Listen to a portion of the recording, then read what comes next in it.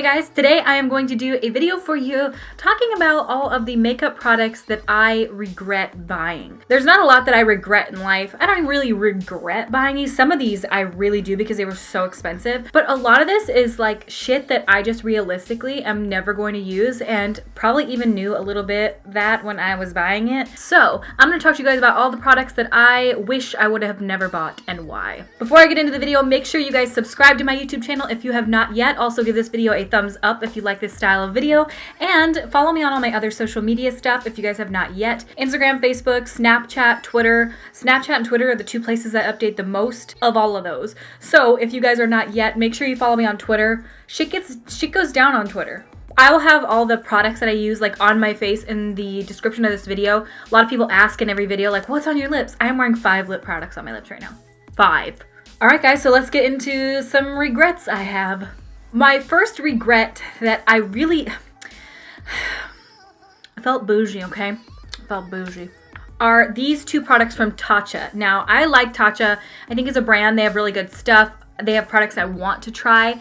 I don't hate either of these. I just feel like what I thought they were gonna do and what they ended up doing, two totally different things. The first product that I ever purchased from Tatcha was the Luminous Dewy Skin Mist. Now this was a recommendation from none other than Jaclyn Hill, and she made it sound like to me that this was going to change the shit out of my skin. Like when I got done using this, I would be luminous, I would be dewy, I would want to cry from how amazing this was, and you can see how much of it I've used, so quite a bit, and it didn't change my life. In fact, I really don't notice anything when I use this, anything different at all. I really thought that I was going to like shit my pants when I use this, and I bought it and I used it just like Jaclyn said, and I looked in the mirror right after because she showed herself use it and her skin was like glowing from within. I used it and I just looked still like a dry butthole. So it didn't change my life. It was like 50 bucks or some shit for like a setting spray. To me, Dewy setting spray from NYX is just as good. I actually have been trying this out. I used this in my last video that I put up, which was my Chatty Get Red With Me, and I used the Cover FX Illuminating Setting Spray, and I also used it today. And I do have to say, I do think I like it. I'm gonna keep trying it. It does have like kind of micro glitter in it, so it's kind of weird because it like you do like look like you have glitter on your face, but like only taints. So it's interesting, but I'm gonna keep going on that because I do see illumination with that product, whereas with Luminous Dewy Skin Mist, I just do not. Sorry, buddy.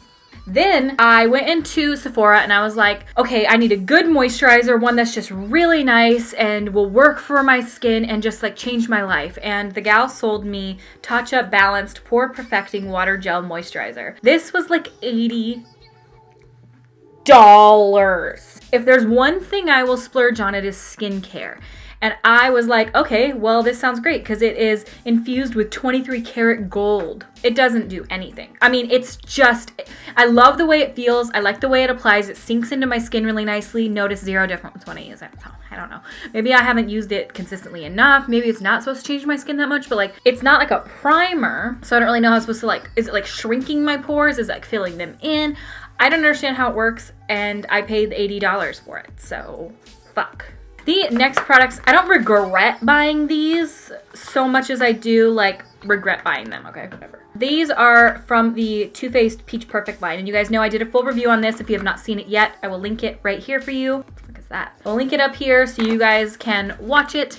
And I didn't have the best experience with this. I want to try this again because I've seen other people love this, and I have the bronzer, but like for me, I just felt like the whole line was strange. I was so stoked to use it, and it's just kind of weird. Like, it smells heavily of peach. I don't mind the smell so much. I am sensitive to smells, so there's that. But to me, I just feel like this whole line was just, the packaging was really cool, and everything aesthetically looked really nice. But then that's kind of where shit stopped. Everything was fine, I guess, but I wish I didn't have these, and I want to return them. And I know everyone's like, go ahead and return them. The fact that Sephora throws this stuff away or like destroys it kills my heart. I always thought they use it as like testers or samples or something. I had no idea they like destroyed the makeup. So I'd rather have it here in my collection not being used than in some dumpster. The next product that I don't necessarily I do regret it because I don't use it, and I've tried using it like 50 times. The Cover FX Custom Enhancer Drops. Now, like, these are so cool. I don't know if you guys have seen them. Of course you have, you're on YouTube. But like, they are illuminating drops that you drop on your damn skin. Whereas these are some of the most gorgeous highlighter that I've ever used, I don't use it because it's hard to work with in a way. For me, I don't like cream products on my skin. I don't like liquid products on my skin. There's no way for me to get use out of this. I've tried like using it as a base before my foundation. My foundation just covers it, so it's wasting the product. I just feel like for the price, this was too much. They're cool, and I love how glowy they are. They're just way too expensive. I don't know. This is actually one of my biggest makeup regret purchases. I can hardly look at these without like getting upset. Because I regret buying them so bad. Okay, so if you didn't know, I was freelancing in the beginning of this year. I was like, I'm gonna be a makeup artist. And I started freelancing and I started taking a bunch of clients and I was super excited about it. And I was working like every weekend and I was doing people's makeup. And I realized in that time frame, I do not like doing people's makeup. There's just something about it I don't love. I feel like I can do a decent job at it, but it's a lot of stress for not a lot of payoff. Not that money's the whole thing, but like, let's be real. And so when I was getting into it, I'm like, I need every foundation color. I need to go from like the lightest of light to the deepest of dark, and I need to be able to mix everything in between. And I Googled and they were like, get the RCMA artist makeup kits, like their foundation and concealer palettes.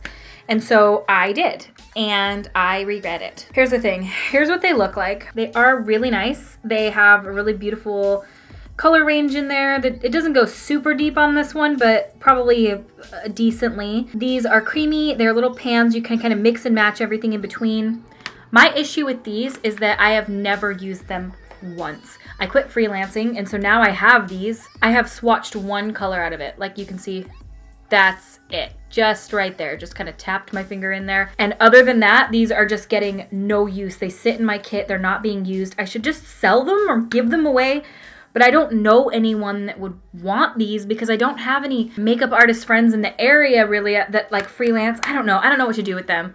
But they were $80 a piece. And so I'm like, why did I do this? So I bought $160 worth of foundations I will never use. Like, I'm not gonna use these at all unless I was like carving out my eyebrows. At that point, I'm just gonna use a concealer. I don't know. I'm gonna have to find a place for these with it. This was like a freaking expensive ass purchase for me, and I wish I didn't buy you. Now, if any of you guys have been watching my channel for any decent length of time, you will know I do not like Urban Decay eyeshadows. I like Urban Decay as a brand, and I think they have pretty cool shit, but I just don't like their eyeshadows. This was the first high-end eyeshadow palette I ever got. This is it, still, to this day, same palette. The colors are all shimmery. They're just weird, and I just don't like them. Naked, we've all known about this. Chrissy doesn't like fucking naked palettes. It's, no big deal. So why did I buy this, huh? Urban Decay came out with a Pulp Fiction palette, and I remember being like, I have to get this, even though I don't like Urban Decay shadows. And I was like, because it's Pulp Fiction, and that's a great movie. So I just have these fucking eyeshadows in this weird palette that I'm never gonna use. Why did I buy it?